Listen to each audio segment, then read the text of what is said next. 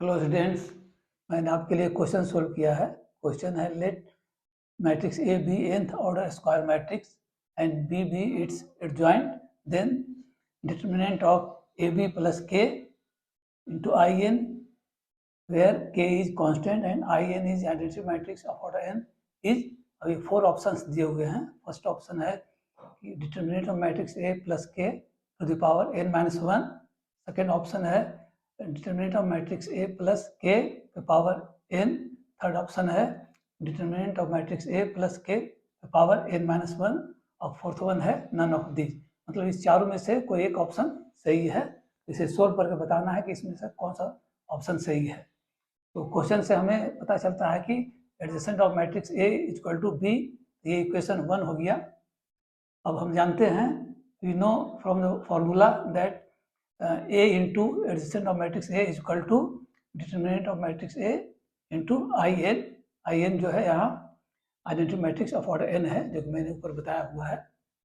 Now we substitute, we put value of adjacent of matrix A from equation 1, thus we will get AB is equal to determinant of matrix A into I N.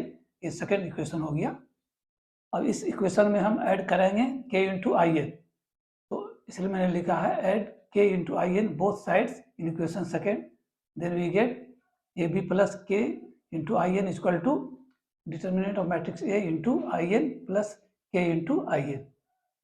अब इसमें right side में I N common है, इसलिए बाहर निकाल लेंगे तो ये हो जाएगा आई एन इंटू ब्रैकेट में हो जाएगा determinant of matrix A plus के, और लेफ्ट साइड में हो जाएगा ए बी प्लस के इंटू आई एन।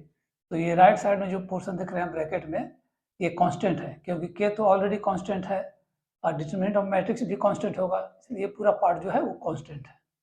तो अब हम क्या करेंगे, ये जो इक्वेशन है taking determinant of both sides of matrices, तो हमने लिया तो हो गया determinant of matrix A B plus k I N equal to determinant of I n into close bracket में determinant of matrix A plus के।